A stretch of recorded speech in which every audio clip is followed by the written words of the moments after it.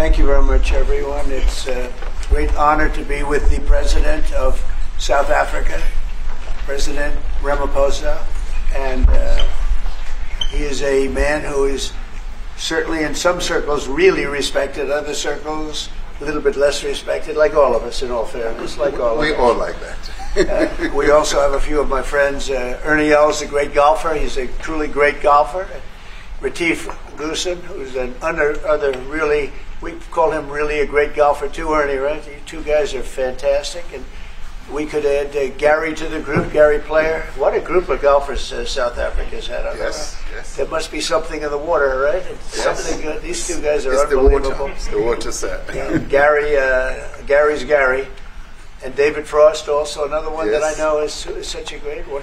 Indeed. Was he as good a putter as they say, David? He's a putter. He's a putting machine, right? But he's another one. So something very good about South African golf, and golf is still doing great in South Africa. And they have young players, I hear, coming up that are going to be very good. But it's an honor to have you here, and my friend, it's an honor to have you, one of the greatest businessmen in South Africa and long beyond. Thank you for being here. It's very, very great honor. Appreciate it. So we're going to be discussing certain things. As you know, we have the G20 is going to South Africa. When is that going to be? In November. In November. Thereafter, I hand over to you. And yes, we have it next you time. originated the G20, so I'll hand over the baton to you, right. and then you lead the That's G20. right. We're going to have it. Yeah. We're going to have it the following Yeah. year. Yeah. So we'll be discussing many things, and some of the things you've been reading about in the papers and Yes. the media. And I would say that, look, the president is a truly respected man in many, many circles, and in some circles he's considered a little controversial. But we're going to be discussing some of the things that are taking place in South Africa and see if we can help. And we want to help. And we've had a long relationship with South Africa.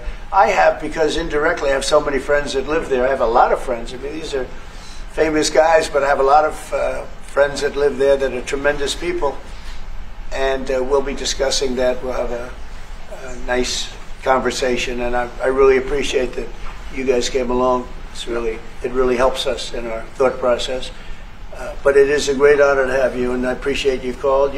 He called. I don't know where he got my number, but I picked up. And he said, "I want to come over and see you." And that was my honor, and thank you very much for being here. You're most welcome. Thank you Most very welcome. much. Well, thank you very much for welcoming us to this reformed White House. I've been here before, and it looks really fantastic. I must congratulate you. Thank you. But I also thank you for allowing our delegation. This is a very mixed delegation that you've got. We've got people from government, my ministers. I've got someone from the trade union movement who we really collaborate with, and from business as well, and our sporting legends. When I spoke to you, you said, yes, come along and bring Gary Player, bring Ernie Els and Retief Goosen. I brought the two of them. Gary Player, I spoke to him, and he said, look, I'm getting rather on in my years, but wishes us luck in this discussion with you. So it's a real joy, and I'd also like to thank you for allowing your people to start discussions with us at the trade level. I mean, we are essentially here to reset the relationship between the United States and South Africa. We are long-standing partners in many, many ways. We've collaborated in many fields, in space issues, in energy, and in trade, and we therefore need to reset that, particularly in the light of some of the announcements that you made on trade and investment.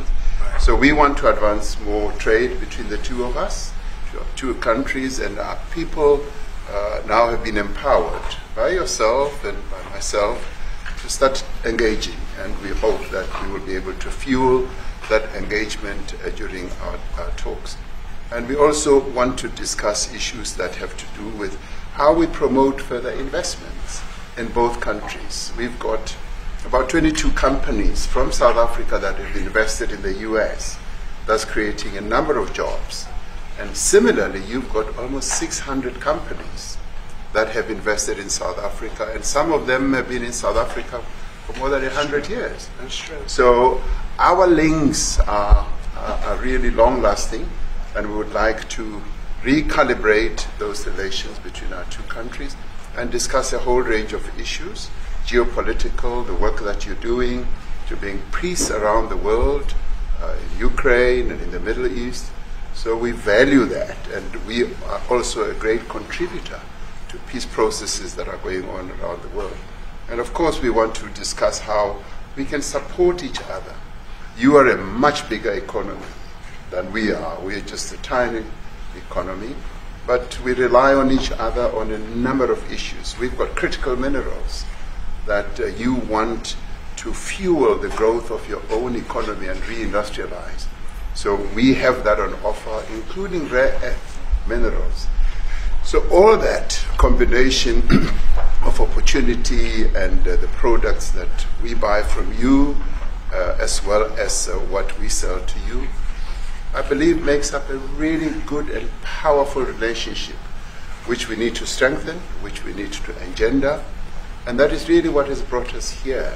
And we are really privileged to have, great South Africans in the mix. As you said, you'd like to see them as well. And I brought you a really fantastic golf book. Weighs 14 kilograms. Oh, that sounds good. And it showcases the golf courses in our country. Johan Rupert wrote preface, so did Annie else. And I want to showcase our golf courses. You might remember when I spoke to you and we spoke about golf, you said I should start practicing. And I've started practicing, President, so I'm ready. But let me end just the introductory remarks by thanking you. You may not recall that 5 years ago I spoke to you during the COVID period. Right. And it was at a time when the whole world was going through a really cathartic moment. Right. And we asked for assistance, and you were able to assist us with respirators,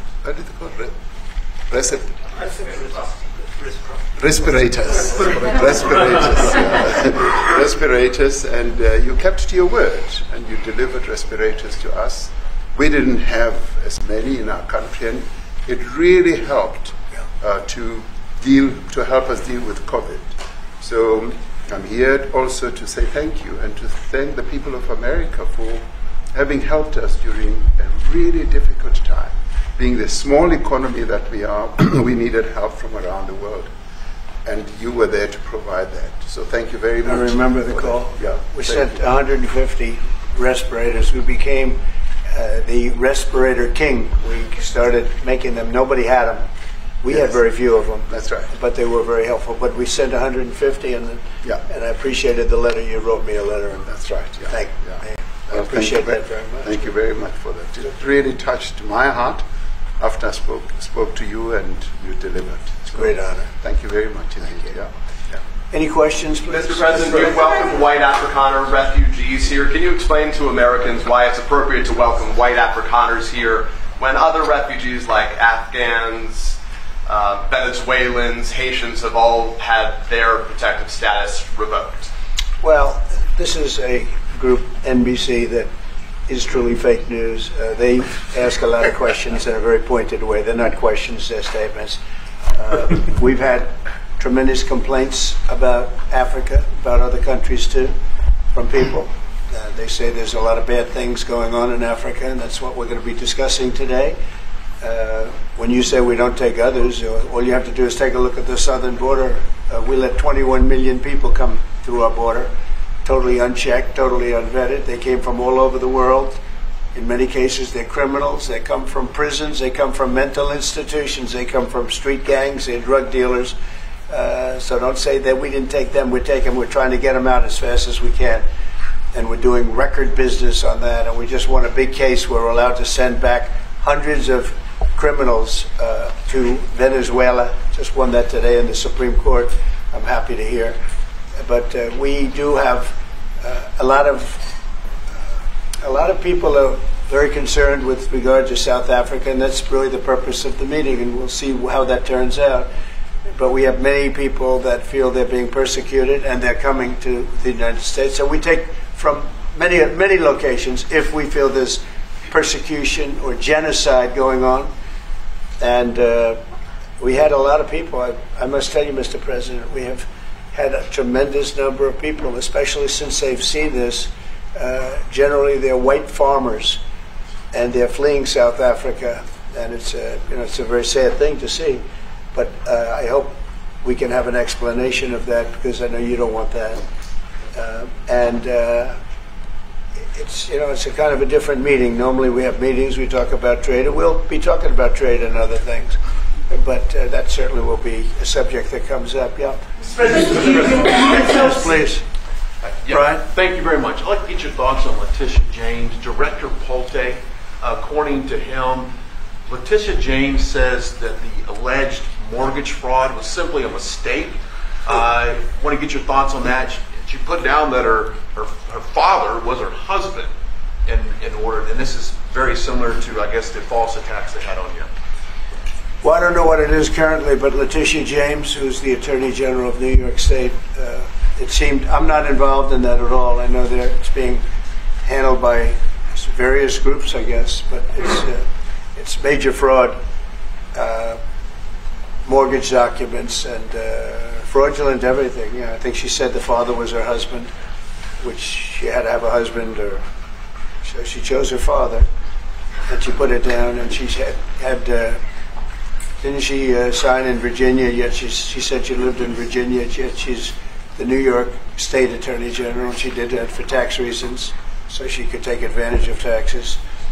And she had the wrong number of units. She had a much different number, which wouldn't have allowed her to qualify and scam the government. So I don't know. I think she's very bad for New York, but I really don't know too much about it. But I appreciate the question. Yes, sir. Thank you very much. Yes, Yes. Mr. President, for you to be convinced that there's no genocide. Go ahead. Please. Thank you, Mr. President. So May 25th will be the celebration of Africa Day, which pretty much a lot of celebration will be taking place around the world, including here in the United States. What is your message to the entire African continent, African people, in this important occasion? Well, I want to see peace, and I want to see happiness. I want to see health, and you have incredible land. There's tremendous value. A lot of countries don't have that value in the land, the value you have. We have a situation, I think you probably heard about it. We've done, through some very talented people, helped settle a war that's been raging for years, Rwanda and the Congo. And I think we've done it. Believe it or not, I think we've done it. And could you just say a few words about that, my friend? Yes. A couple of weeks ago, the two parties signed a declaration of principles in which they've agreed on the way forward. And they have both submitted draft peace agreements, and we have put together one that incorporates both of their suggestions, and we've given it to them. So we're in the process of finalizing this Looking peace good, agreement. right? Looking very good. We have to thank you for even those efforts, because the African continent, particularly SADC, our Southern African Development Community, has for years been seeking to foster peace in the Democratic Republic of the Congo. So all efforts, including those from outside the continent and inside the continent, are really worthwhile. We are removing our troops from there so that peace can then prevail in that whole area. And we hope that with the support of the international community, we will really have peace in that area. It's so vital, it's so important for the whole region. Well, we sent our people there, and I think we did a very good job, as headed by my friend, and that was great. That was great. I mean, I'm just hearing phenomenal reports, because all I'm hearing is death, and they're chopping heads off, and it's horrible over there. And it was really brave of you to go there, and I really appreciate it. And it looks like we have something very, very substantial. We also talked about trade with them in terms of rare earth and all, but really more for it's like if you take a look at what we just did with Pakistan and India, we settled that whole thing, and I think I settled it through trade. We're doing a big deal with India. We're doing a big deal with Pakistan, and I said, "What are you guys doing?" You know, somebody had to be the last one to shoot, but the shooting was getting worse and worse, bigger and bigger, deeper and deeper into the countries, and we spoke to them, and I think I hate to say we got it settled, and then 2 days later, something happens, and they say it's Trump's fault, but Pakistan has got some excellent people and some really good, a great leader. And India is my friend, Modi. And he's a mutual friend. Yeah, he's a great guy. And I called them both, and we just did something good. We're trying to settle Russia-Ukraine. We spoke with President Putin for 2.5 hours the day before yesterday. I think we made a lot of progress, but that's a bloodbath. 5,000 people are being killed a week, 5,000 soldiers a week, not including people in cities and towns that are also being killed. So we're trying to help. And it doesn't affect us. It's not our people, it's not our soldiers, it's Ukraine and it's Russia, but if we can save 5,000 souls, we'll do it. You know, we're pretty good at it. But that's a bad situation. That is a really bad situation. Well, you'd recall when President Zelensky was coming to South Africa, that's when I spoke to you. That's right. We both agreed that we need to push the peace message so that there can really be peace. And we've been involved in the Ukraine-Russia conflict for quite a while through my Minister of State Security here. We've been dealing with them, the exchange of children who were taken away, going through names and addresses and all that. So we've been invested in that whole process as well. And the moves that you are making are fully supported by us because we would like to see the end of that war. That's true. I called Zelensky and they said, he's in South Africa. I said, what the hell is he doing in South Africa? He was talking to us. We got to speak. That's a strange one. I said, what are you doing in South Africa? Yes. That's a strange one. He's trying to make peace. But we taking him. You know, we were lucky because we had the great Nelson Mandela who taught us how to create peace, to make peace. So we were imparting some of those lessons to him, some of those learnings, and I specifically mentioned to him that this is how Nelson Mandela taught us that when you want to have a peace in a country, do it on an unconditional basis and sit down and talk. And that's precisely what I'm sure he's going to heed. Well, we're going to see what happens with that one. It's there's a lot of hatred. Yeah. There's a lot of death. It's a bloodbath.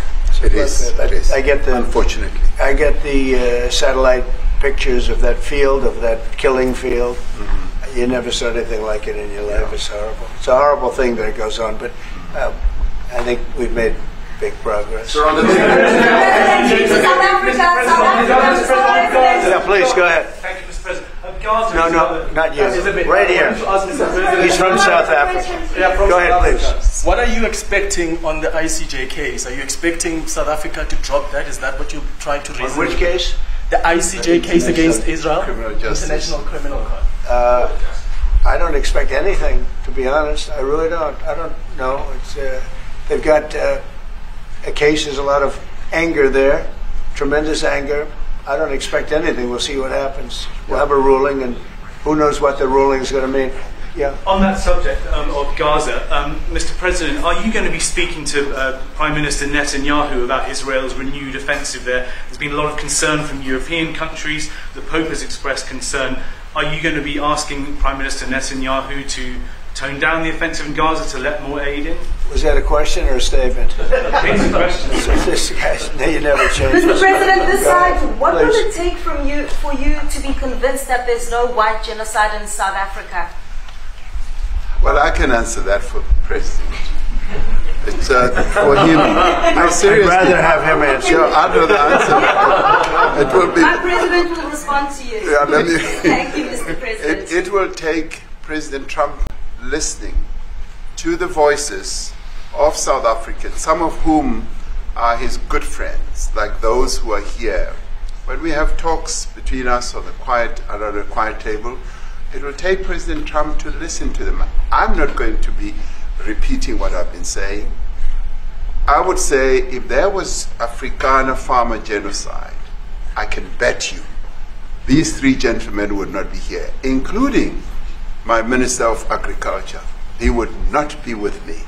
So it will take him, President Trump, listening to their stories, to their perspective. That is the answer to your question. But, Mr. President, I must say that we have, wait. We have thousands of stories talking about it. Sure. And we have documentaries, we have news stories. And is Natalie here, somebody here to turn that? I could show you a couple of things. And it has to be responded to. Yeah, sure. Let me see the articles, please, if you would. And turn the lights down. Turn the lights down, and just put this on. It's right behind you, Johan. There's nothing this parliament can do. With or without you, people are going to occupy land. We require no permission from you, from the president, from no one. We don't care. We can do whatever you want to do. Who are you to tell us whether we can occupy land or not? We are going to occupy land. Yes. South Africa, occupy land. That's who we are. Honorable member, can withdraw my membership from this useless parliament? Honorable. Yes, honorable member. Must never be scared to kill. A revolution demands that at some point there must be killing, because the killing is part of a revolutionary act. Shoot to kill. Yamaza. Kill the poor, the farmer. Kill the poor, the farmer. Pa, pa, pa, pa. To kill your master. Kill the poor, the farmer. Kill the poor, the farmer. The mayor of DA in PE is a white man. So these people, when you want to hit them hard, go after a white man. They feel a terrible pain because you have touched a white man. Not because Mashaba and Soli will not be touched. They will be touched, don't worry. But we are starting with this whiteness. We are cutting the throat of whiteness. It's like Shoot to kill Yamaza. Kill the poor, the farmer. Kill the poor, the farmer. Pa, pa, pa. Shoot to kill Yamaza. Kill the poor, the farmer. Kill the poor, the farmer. Pa, pa, pa, pa. I don't know what's going to happen in the future. I'm saying you was not called for the killing of white people, at least for now. I can't guarantee the future. Yeah, but I mean, you'd understand somebody watching that, especially as it gets shared on Twitter, they freak out. It sounds like a genocidal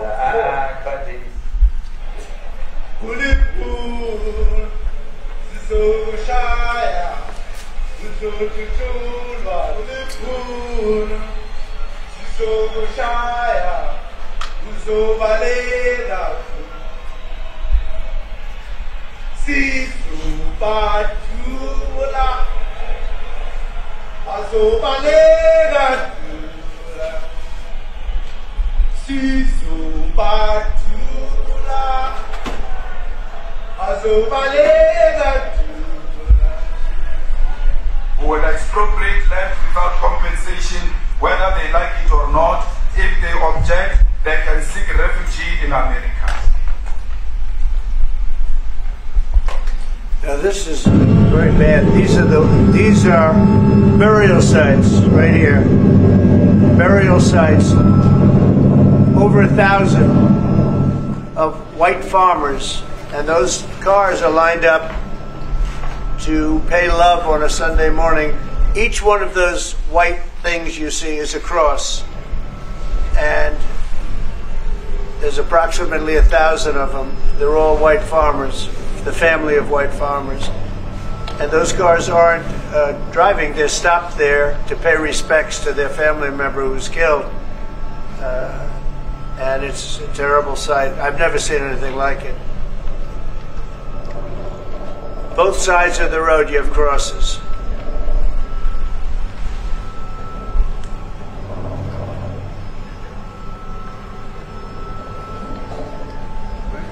Those people were all killed.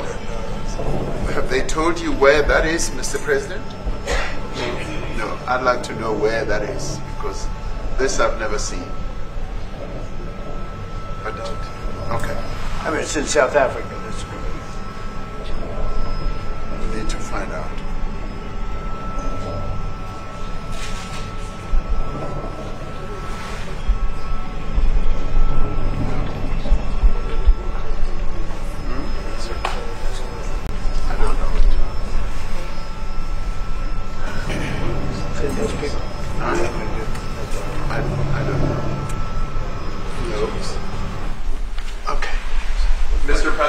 Announced that it would be accepting a Qatari jet to be used as Air Force One. Perhaps what are you talking about? Can we have a South Africa question, please?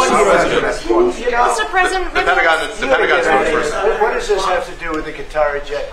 They're giving the United States Air Force a jet, okay? And it's a great thing.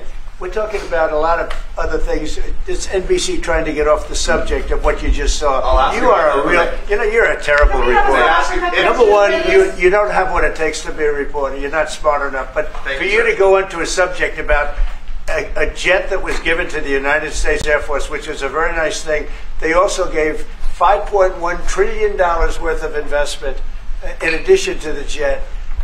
Go back, you ought to go back to your studio at NBC, because Brian Roberts and the people that run that place, they ought to be investigated. They are so terrible the way you run that network, and you're a disgrace. No more questions from me. Go ahead. Go ahead, talk about that. Please, may we have a South African question? His name is Peter something. He's a terrible. If they're committing genocide, why invite them to the White House? I'll be quiet. Sure, that's my question now. Let's go. Thank you so much, President Trump. Annika Larson from ENCA in South Africa. Thank you very much for hosting us. What would you like President Ramaphosa to do about the situation that we've just seen on the screen? I don't know. Look, these are articles over the last few days. Death of people. Death. Horrible death. Death. I don't know. But you know that pick anyone. White South Africans are fleeing because of the violence and racist laws, and this is all. I mean, I'll give these to you. So when you say what would I like to do, I don't know what to do. Look at this. White South African couple say that they were attacked violently. President Trump, when will you go and see for yourself if it is? Well, I could do that. Look, here's burial sites all over the place. These are all white farmers that are being buried. President Trump. And he asks about a jet that was given. My first question is about Africa. We're not interested in the jet. You are so bad. You're such a bad reporter. If they're committing genocide, why invite them? Sir, if they are committing genocide, why invite the South Africans to the White House? May I finish, please, President Trump? President Ramaphosa. Mr. President Trump. This is one after another. This family was wiped out. I'm just looking. Can we get a President Ramaphosa, can you give us your reaction to those videos, Mr. President Trump, could you? Well, I think the videos are so. No. When you look at the videos, I mean, how does it get worse? And these are people that are officials, and they're saying that kill the white farmer and take their land. That's what it is. And I have other friends in South Africa. I have people that left. One in particular that says you can't go there. He said they want to take your land. They take your land and they kill you. It's okay, and they say it's okay to do. Now we're going to talk about it. But this is a tremendous look. This is story recent. These are all people that recently got killed. Yeah. And I don't know how it can get any worse. These are okay. And you know, the men that you saw, the people that you saw in that movie, those are officials. Those are people that were in office. They had one march. They had a dance in your parliament, whatever you may call it, legislature. Well, let me clarify that. Yeah, let me clarify that, because what you saw, the speeches that were being made, one, that is not government policy. We have a multi-party democracy in South Africa that allows people to express themselves, political parties to adhere to various policies, and in many cases, or in some cases, those policies do not go along with government policy. Our government policy is completely against what he was saying, even in the parliament. And they're a small minority party, which is allowed to exist in terms of our constitution. But you do allow them to take land. No. You do allow them to take land. Nobody can take land. And then when they take the land, they kill the white farmer. And when they kill the white farmer, nothing happens to them. No. There is nothing happens to them. There is criminality in our country. People who do get killed, unfortunately, through criminal activity, are not only white people. Majority of them are black people. And we have now the farmers are black. The farmers are not black. I don't say that's good or bad, but the farmers are not black. And the people that are being killed in large numbers, and you saw all those grave sites, and those are people that loved ones going, I guess on a Sunday morning, they told me, to pay respect to their loved ones that were killed. Their heads chopped off. They died violently. And, you know, I mean, we're here to talk about it, and I didn't know we'd get involved here. But I will say this, that if the news wasn't fake, like NBC, which is fake news, totally, one of the worst, ABC, NBC, CBS, horrible. But if they weren't fake news like this jerk that we have here, if we had real reporters, they'd be covering it. But the fake news in this country doesn't talk about that. They don't want to talk about it, but now they have to talk about it. But they won't. This won't even be a subject. They'll have him talking about why did a country give a free, think of this, why did a country give an airplane to the United States Air Force?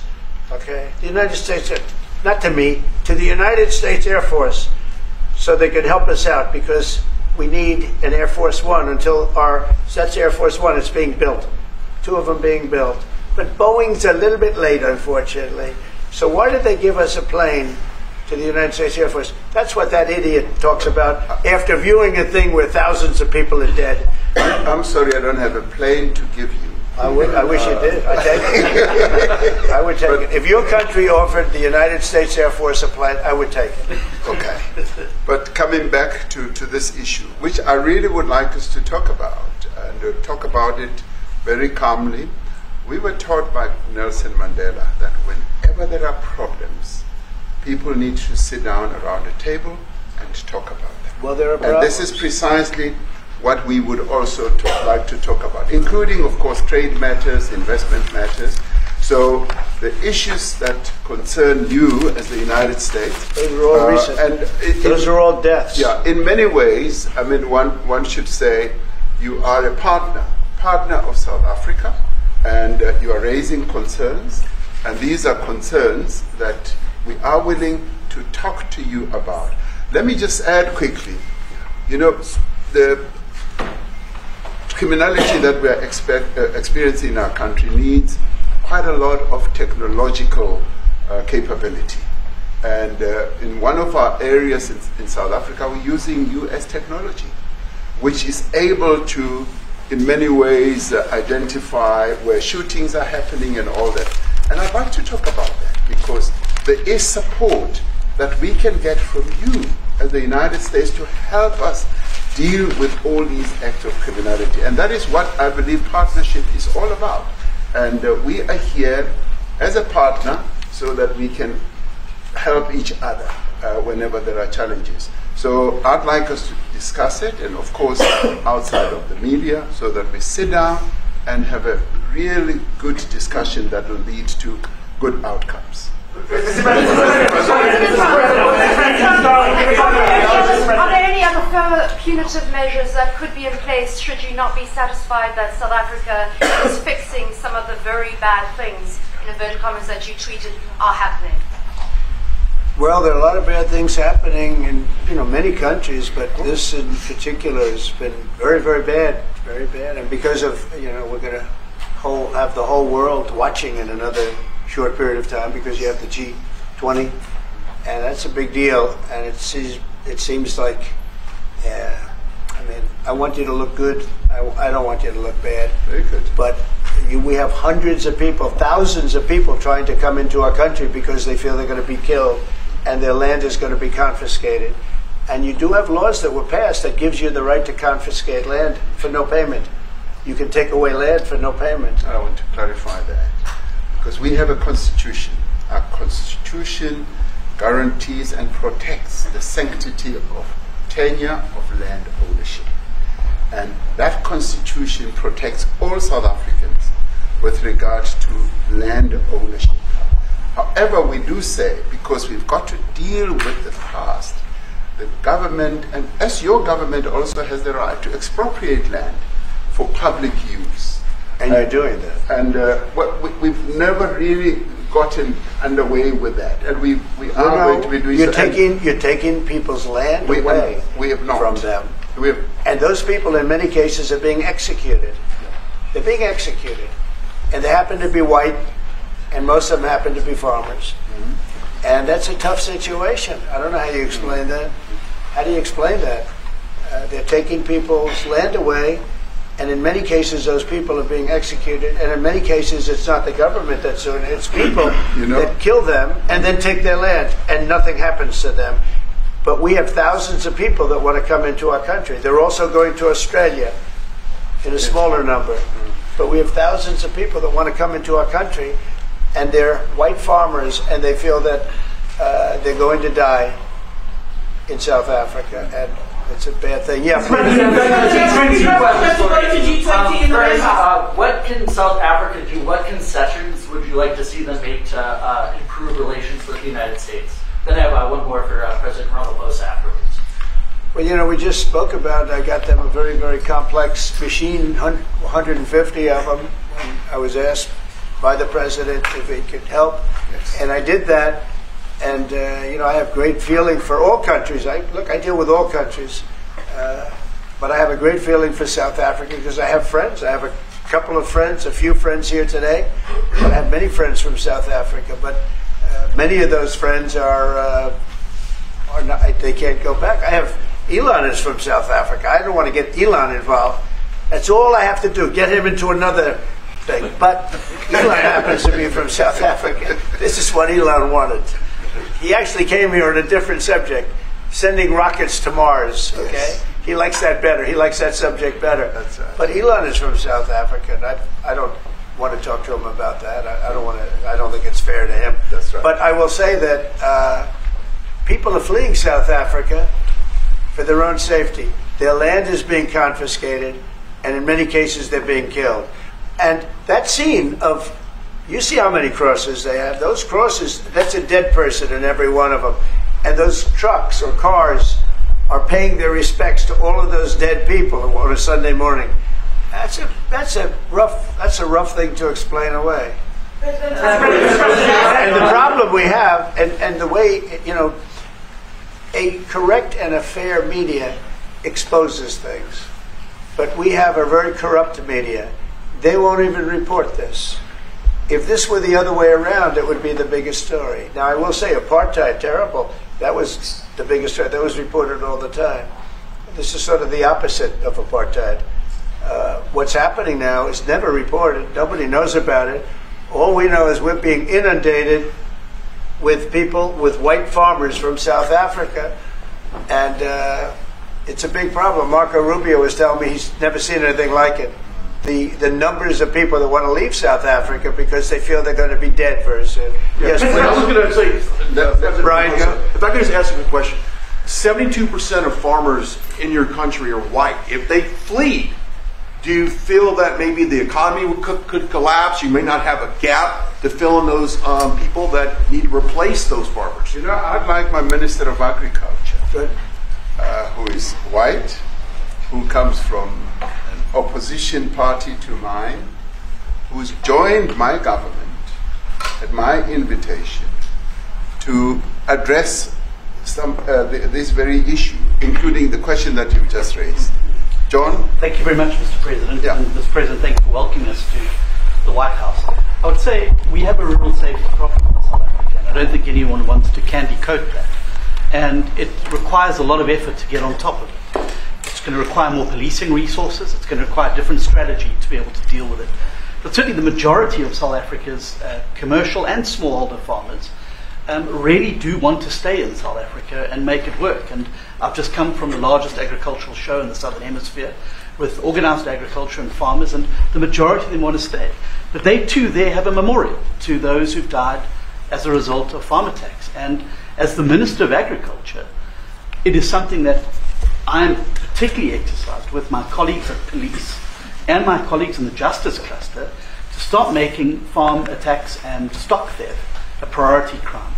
And it affects all farmers in South Africa, particularly stock theft. It has a disproportionate effect on smallholder black farmers. I also want to just say this, that the two individuals that are in that video that you've seen are both leaders of opposition minority parties in South Africa. Mkhonto Wesizwe under Mr. Zuma and the economic freedom fighters under Mr. Malema. Now the reason that my party, the Democratic Alliance, which has been an opposition party for over 30 years, chose to join hands with Mr. Ramaphosa's party was precisely to keep those people out of power. We cannot have those people sitting in the union buildings making decisions. And that is why after 30 years of us exchanging barbs across the floor in Parliament and trying to get one over on each other, we've decided to join hands precisely to keep that lot out of government. Because the day they get in to the doors of the union buildings in South Africa or control of our parliament, that's what you're going to see.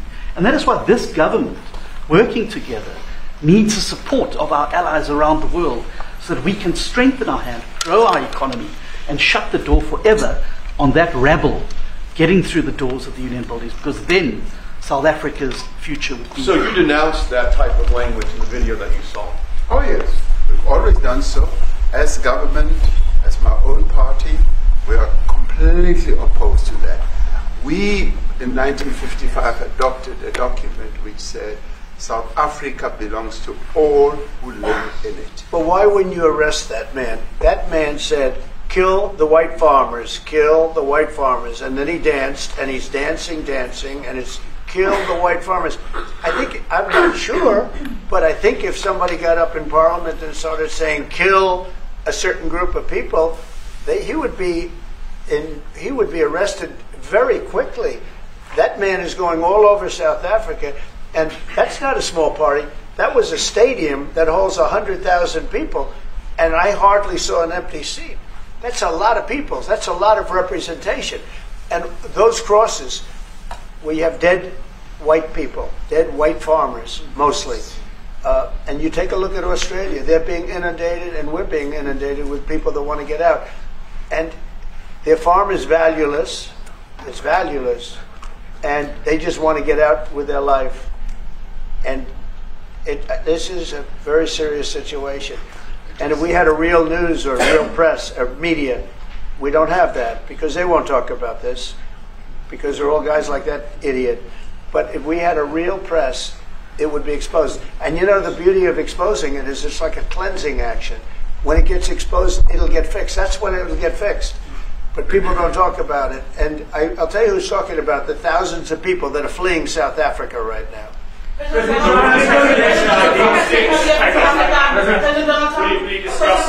you discuss USAID and the devastating impact the cuts are having across the African continent? Yeah, well, it's devastating, and hopefully a lot of people are going to start spending a lot of money.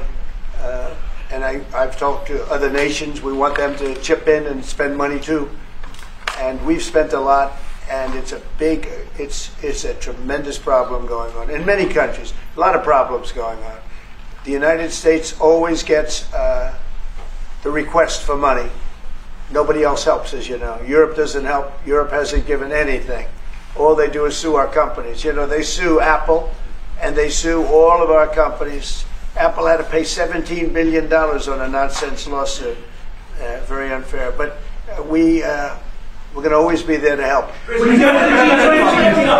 its showing rights to South African broadcasting, if this Afrikaner resettlement issue is resolved, you're going to go into a room after this, you guys are going to talk. If it is resolved, what is the potential for the future-looking relationship? It's fantastic. It's got to be resolved. It should be resolved. It's a little bit bad when you see a stadium with 100,000 people in it, because that means it's more than just a little movement. It's a pretty big movement in South Africa. So it has to be resolved.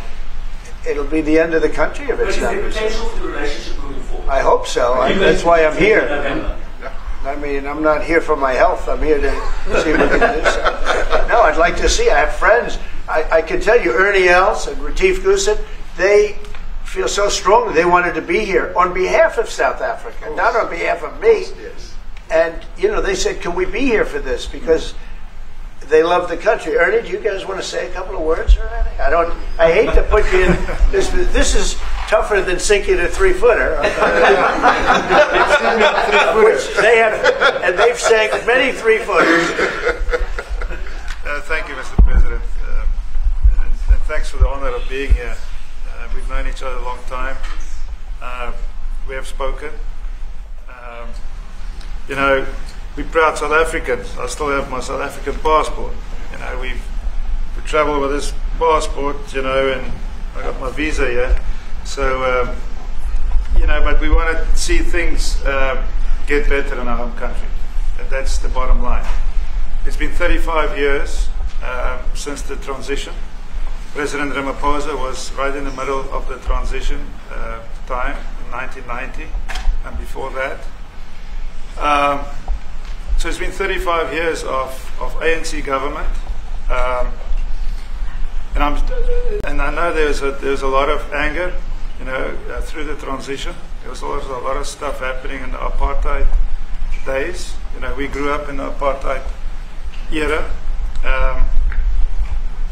but I don't think two wrongs makes a right.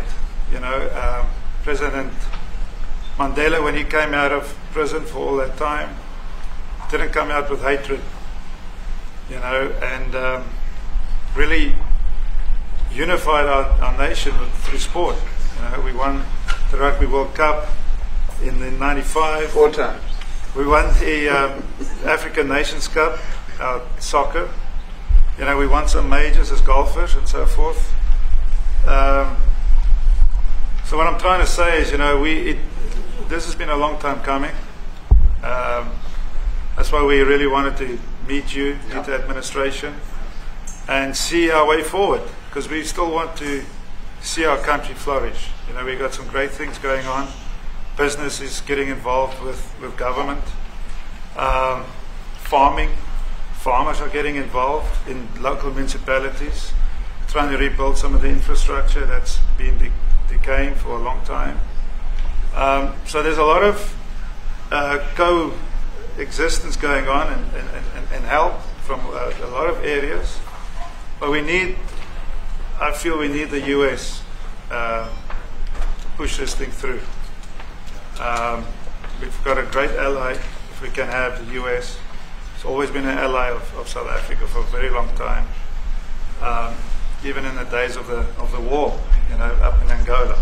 You guys helped us. So very important for us to have your support and get the change we need. Where did you do that well? He might have done that even better than he plays golf, which is almost impossible. Johan, please. Sorry, Mr. President, if you had to wind all of those tapes properly, you will see I'm the biggest target of that rabble-rouser. Number one for over 10 years, Mr. Malema. In fact, the first time I met him, he was in a youth league with that gentleman, and look how he's changed. Right. We have too many deaths, but it's across the board. It's not only white farmers, it's across the board. And we need technological help. We need Starlink at every little police station. We need drones. I actually got drones donated for the peace parks to stop elephant and rhino poaching. And his predecessor stopped the importation because he said the United States would spy on us. I mean, US basics, the ridicule. So if you can help us. Remember, sir, you and I lived in New York in the 70s. We never thought New York could be what it became. 2 commissioners, a tough mayor. We need your help to stop this awful killing. But it's across the board. Ernie is right now building a house in George. I'm building 3 cottages for my grandchildren on a farm outside Graaff-Reinet. I often go to bed without locking the door. And we have a serious problem with illegal aliens who stream across the border. And if you really look at our statistics, a lot of these murders, firstly it's unemployment and illegal aliens. And then I met Vice President Watts many years ago at the Charlie Rose show. My wife loved his book. And she reminded me this morning that you emphasized the devastation that occurs when big companies leave towns and cities, and there's a culture of dependency that develops. I remember you discussing it. Now that's our problem. If we don't get our economy to grow, the culture of dependency and the lawlessness will increase. I've again been against apartheid all my life, and I'm their #1 target. Please just Google my name and Malema. You'll see it, sir. He marched on the farm. But the crime is bad. The crime is terrible, sir, but Mr. Steenhuisen won't admit to it, but he runs the Western Cape, where I live. And the biggest murder rate is in the Cape Flats. Gangs. We've got gang warfare. Like your M33 or whatever, these guys. We've got the equivalents there. But we need your help, sir. And we need Elon technology. Well, one of the real areas of support is really in investments. We've got to grow our economy, because through growing the economy, we're then able to create more jobs. Because crime really thrives where there is inequality and unemployment. And that is one of the reasons that has brought us here, to improve our investment relations, our trade relations, so that we can preserve the number of jobs that your companies have created in South Africa.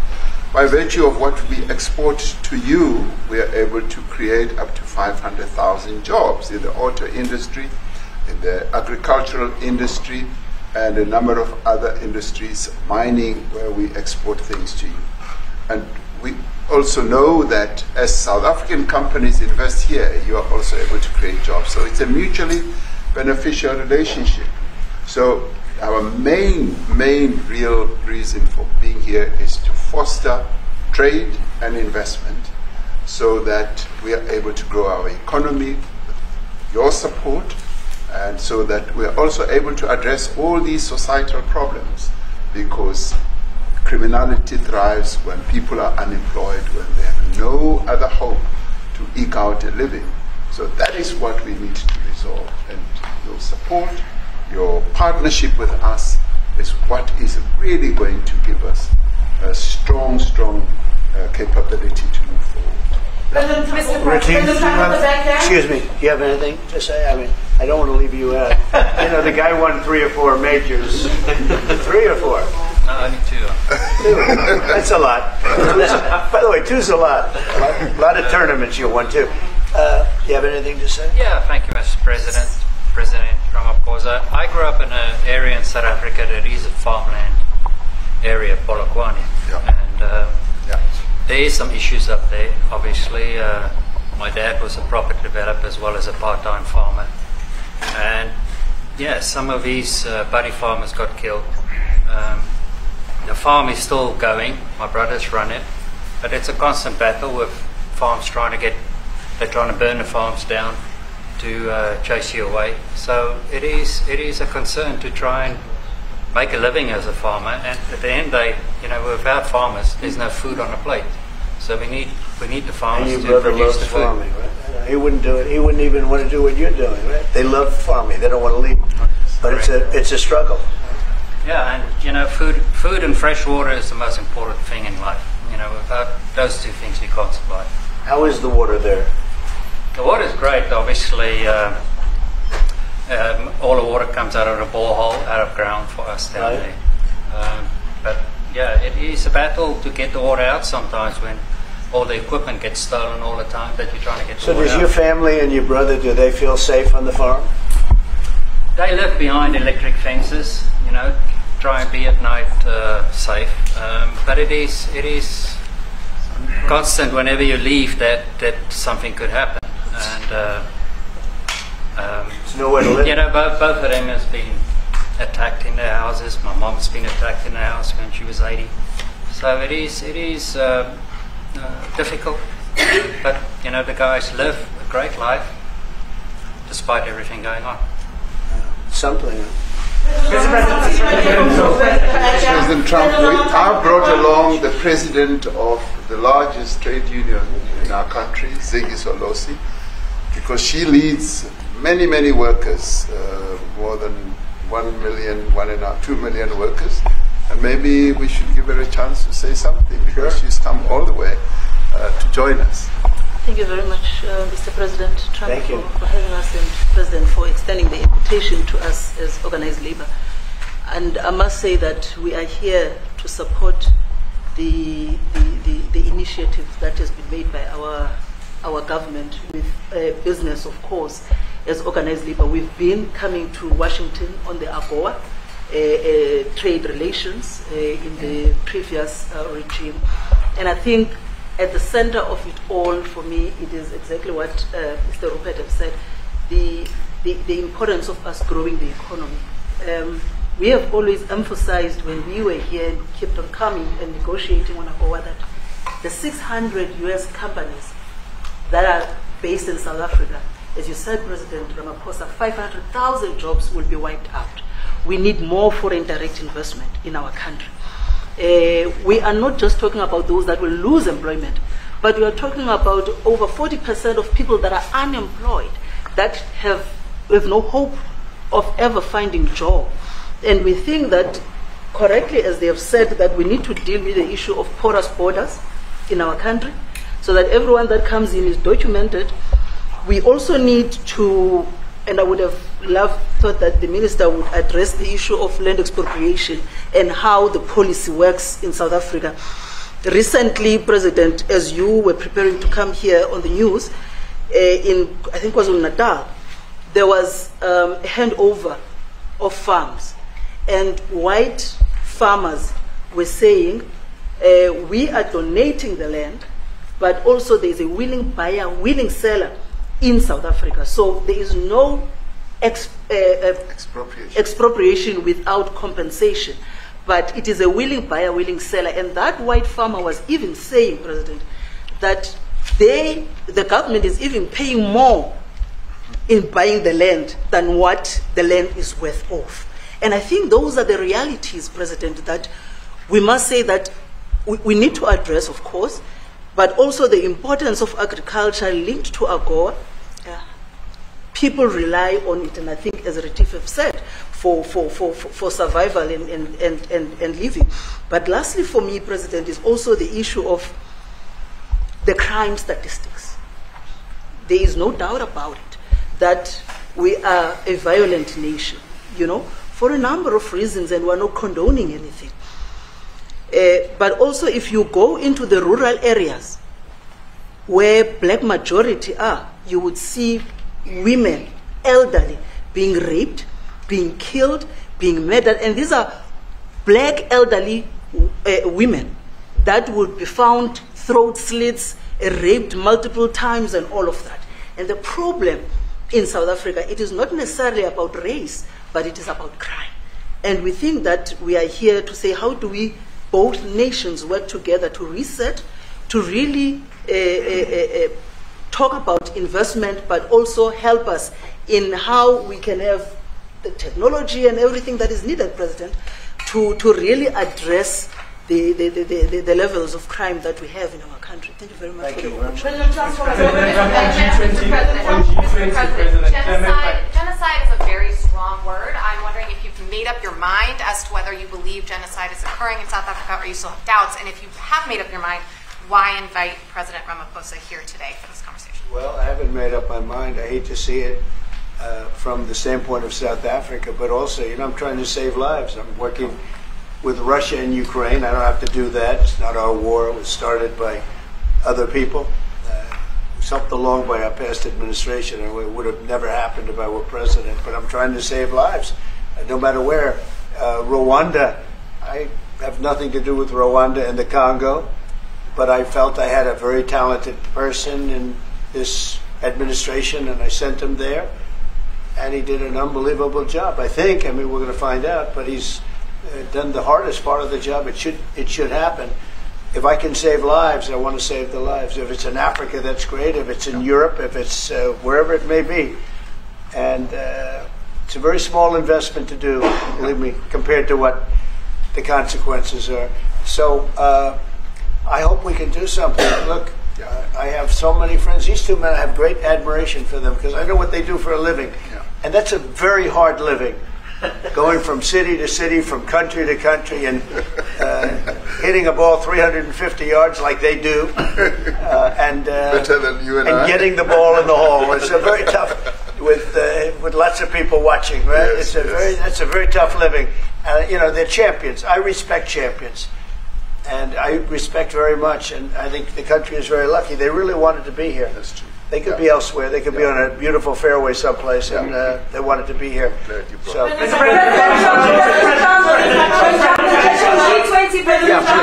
name is Yanda Mhobo from Newsroom Africa in South Africa. Yeah. How important is it for the United States to be at our G20 summit in November, given the relationship between our two countries? You've just heard what has been said to you just now. Are you coming, and are you preparing to come? So without the United States, the G20, just like the G7, used to be the G8, but brilliantly they threw Russia out. Would have been a lot better if Russia was in. A lot of people would say, oh, that's not it. Because if Russia was in, you probably wouldn't have this war. And if you had a different president, you wouldn't have the war either. But we have a G7. It's important that the United States is at both of them. I think without the United States, I really believe it's not very important. It's not the same meaning. As I said to President Trump, the U.S. really originated the G20. And it's important that the United States continues to play a key role in the G20. And we are privileged to be the president of the G20, but we are even overjoyed that we are going to hand over to the United States, who are the originators. And for that reason, I expect the United States to continue playing the leadership role in the G20 together with other countries. And I've said when I initially spoke to President Trump on the phone, I want him to come to South Africa for a state visit, and I also want him to come and participate in the G20. And I want to gladly hand over to President Trump to take the leadership of the G20 forward in November. Thank you very much. Thank you very much. Thank you. What is it going to take to convince you? They don't want to leave. They like you so much.